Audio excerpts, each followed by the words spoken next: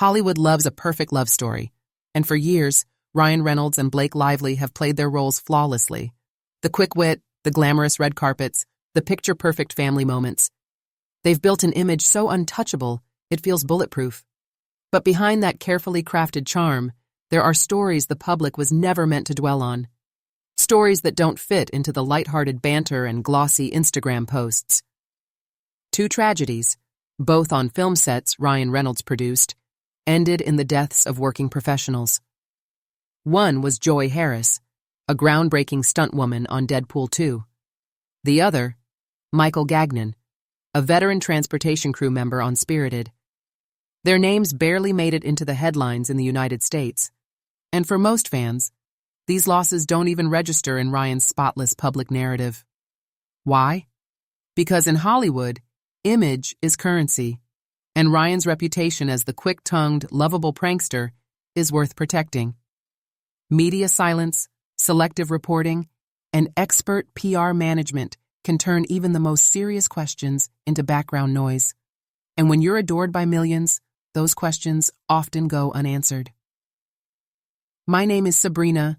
This is tlcs Plathvilles News, and today, we're talking about the side of Hollywood's golden couple that rarely gets airtime. If you're new here, make sure to subscribe, like this video, and leave your thoughts in the comments. I want to hear what you think about this. Because once you strip away the smiles and the jokes, you're left with an uncomfortable truth. Two people lost their lives while working on productions tied to Ryan Reynolds. And yet, the world kept laughing at his punchlines, while the details of those tragedies faded quietly into the shadows. Ryan and Blake have mastered the art of being Hollywood's most likable couple.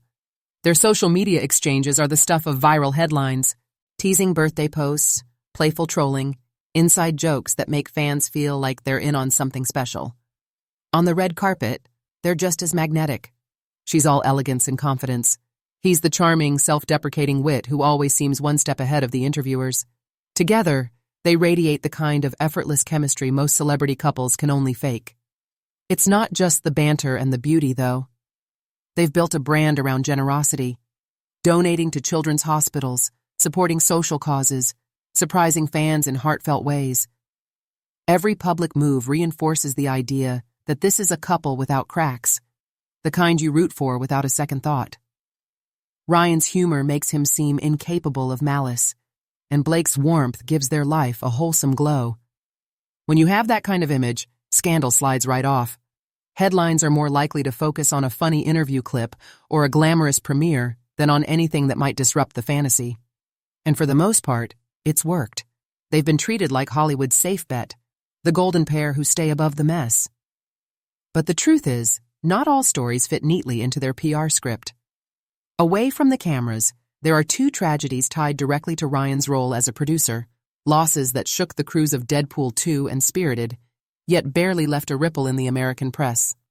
In Canada, and within industry circles, these incidents were known and documented.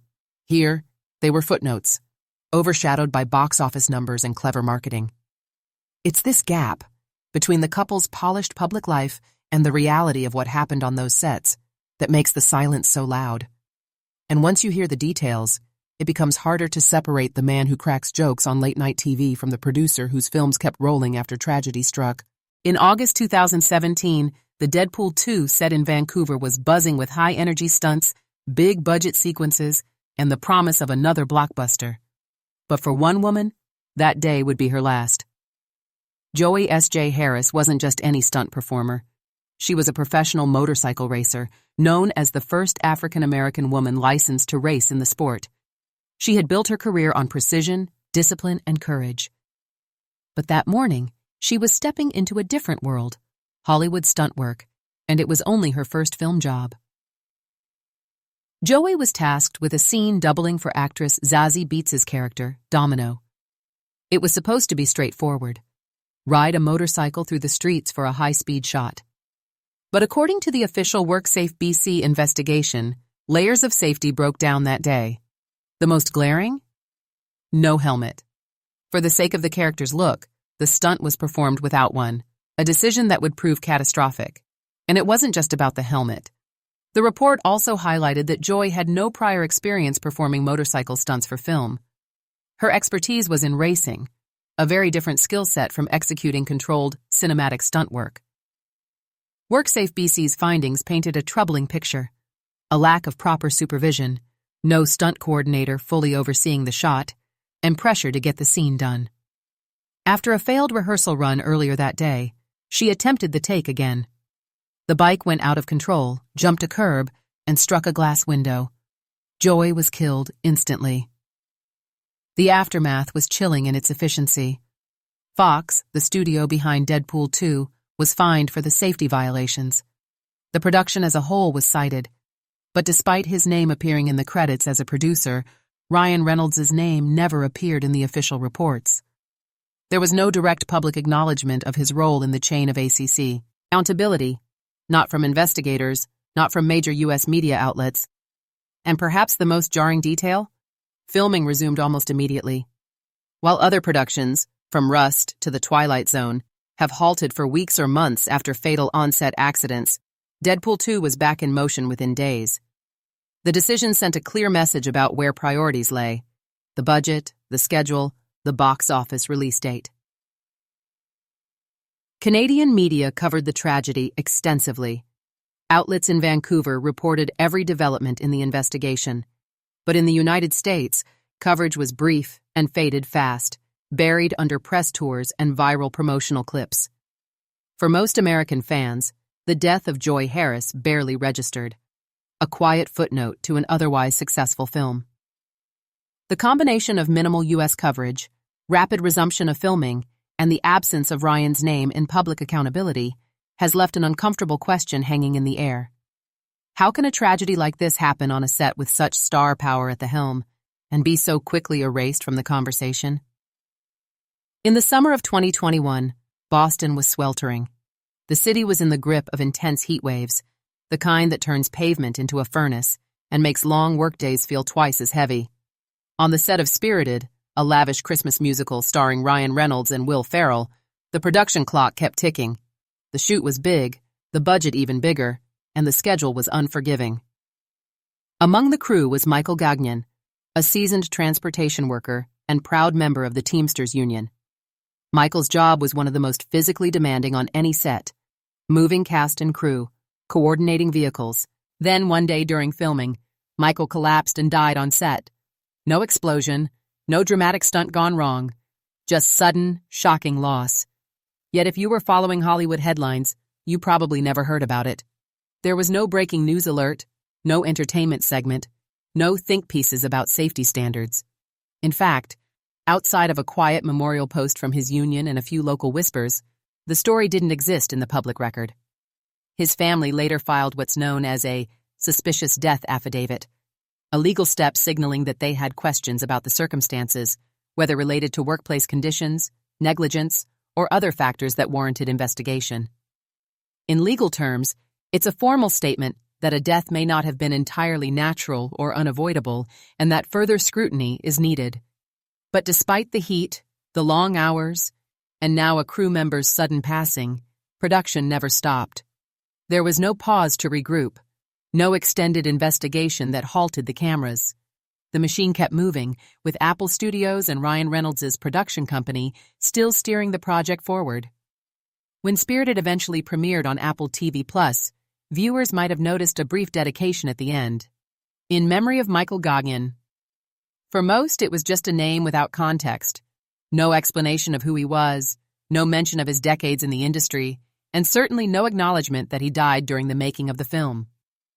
The combination of silence, speed, and vague remembrance mirrors the pattern seen before.